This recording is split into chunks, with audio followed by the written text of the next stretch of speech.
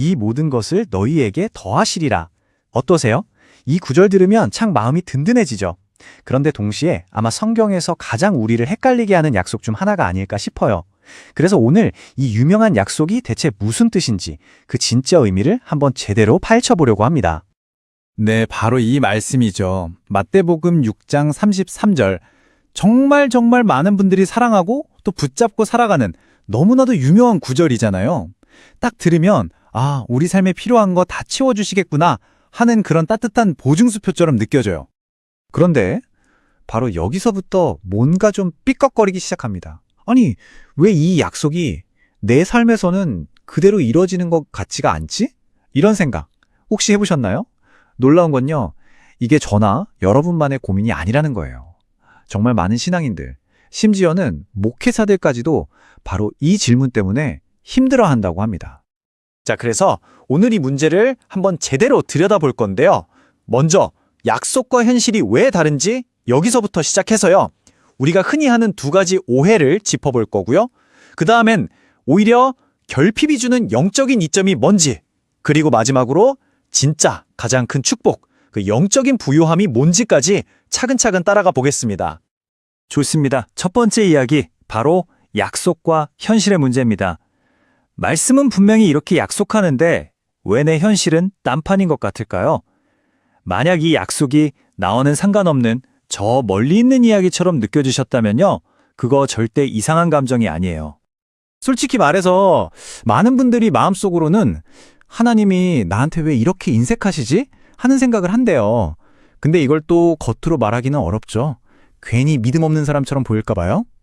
그렇게 끙끙 앓다 보면 이 약속에 대한 의심만 조용히 스멀스멀 커져가는 거예요. 자, 그럼 이 현실과 약속 사이의 간극을 좀 메워보기 위해서 우리가 가장 먼저 풀어야 할 오해가 있습니다. 바로 필요와 욕구를 혼동하는 문제예요. 이 표를 한번 보세요. 이게 정말 핵심적인 차이를 보여주는데요. 우리가 생각하는 필요는 사실 당장 내가 갖고 싶은 욕구에 가까워요. 하지만 하나님이 보시는 필요는요, 우리의 궁극적인 좋음, 그러니까 영적인 성장을 위한 지혜의 바탕을 두고 있다는 거죠. 딱 그거잖아요. 현명한 부모가 아이가 사탕만 달라고 조른다고 해서 계속 주지 않는 것. 그게 아이에게 해롭다는 걸 아니까요. 바로 그런 거랑 비슷해요. 실제로 성경을 봐도요, 정말 위대한 믿음의 사람들도 자기가 그토록 간절히 원했던 걸 못 받은 경우가 허다해요. 모세, 그 위대한 모세도 약속의 땅에 결국 못 들어갔잖아요. 사도 바울은 또 어떻고요? 자기 몸에 가시 좀 없애달라고 그렇게 기도했는데 돌아온 대답은 내 은혜가 너한테 충분하다 였어요. 왜 그랬을까요? 하나님께는 그들의 생각보다 훨씬 더 크고 더 좋은 계획이 있었기 때문이죠. 자, 그럼 이제 두 번째 오해로 넘어가 볼게요. 이게 또 정말 흔한 생각인데 바로 물질이 많은 게 곧 축복이다 라는 오해입니다. 이게 생각보다 정말 위험할 수 있어요. 성경을 전체적으로 보면 하나님의 뜻이 시간이 흐르면서 점점 더 선명하게 드러나는 걸 볼 수 있어요. 이 표가 그걸 딱 보여주는데요.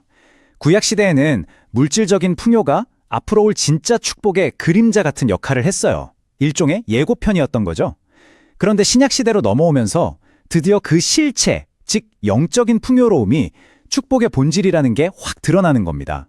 축복의 개념 자체가 완전히 업그레이드된 거예요. 그리고 바로 이 말씀이 왜 그렇게 축복의 개념이 바뀌었는지를 아주 명확하게 보여줘요. 신약 성경은 돈을 사랑하는 게 모든 악의 뿌리라고까지 경고하잖아요. 재물을 쫓는 게 얼마나 영적으로 위험한지 계속해서 이야기합니다. 이걸 생각해보면 어쩌면 하나님이 우리를 지켜주시려고 일부러 물질을 제한하시는 걸 수도 있겠다는 생각 안 드세요? 자, 여기서부터가 진짜 중요한 관점의 전환입니다. 이제부터 우리는 결핍이나 제한을 하나님이 날 외면하시는 증거가 아니라 분명한 목적이 있는 훈련으로 바라볼 거예요. 이걸 이해하기 쉽게 두 가지 그림으로 한번 생각해 볼게요. 정말 와닿는 비유인데요. 첫째는 군대 훈련이에요. 일부러 최소한의 보급품만 주면서 극한으로 몰아붙이잖아요? 훈련 효과를 최고로 끌어올리려는 거죠. 두 번째는 광야 생활이에요. 이스라엘 백성이 왜 40년이나 광야를 헤맸을까요? 그냥 빨리 가나안 땅에 들어가는 게 목적이었다면 그럴 필요가 없었죠.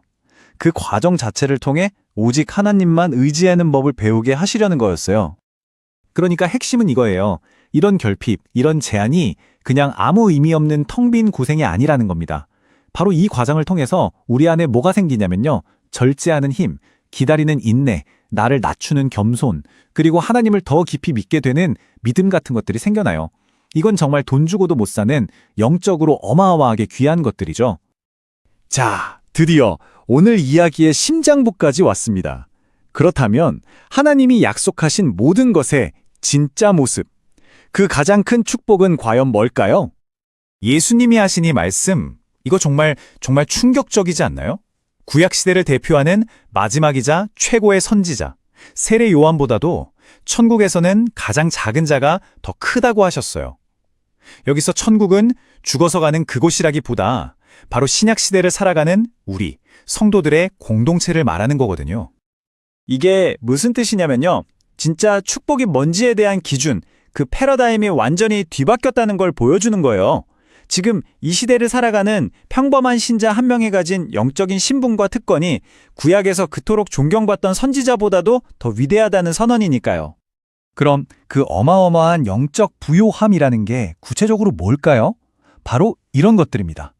우리 안에 성령님이 늘 함께 계시고 온 우주를 만드신 하나님을 우리가 아빠, 아버지라고 친근하게 부를 수 있는 자격. 그리스도와 함께 모든 것을 물려받을 공동 상속자가 된 신분. 그리고 영원한 생명을 이미 소유했다는 확신. 바로 이것들이야말로 하나님이 진짜로 더해 주시겠다고 약속한 것들이고요. 세상 어떤 돈이나 명예와도 비교조차 할 수 없는 엄청난 특권이죠. 이 사실을 진짜로 깨닫고 나면요. 소유에 대한 우리의 생각이 180도 바뀔 수밖에 없어요. 우리는 주인이 아니라 청지기인 거죠. 내 인생, 내 시간, 내 돈. 이거 전부 사실 내 것이 아니라 하나님의 더 큰 뜻을 위해서 잠깐 나에게 맡겨진 거라는 이야기입니다. 그래서 결론은 이겁니다.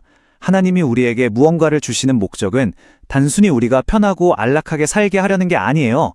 우리에게 주어진 게 많던적된 바로 그걸 가지고 이 세상에 하나님의 정의와 사랑을 흘려보내는 그분의 일에, 그 사명에 우리를 동참시키기 위함이라는 거죠. 자, 오늘 이 모든 이야기를 듣고 나서 마지막으로 이 질문을 스스로에게 한번 던져보면 어떨까요?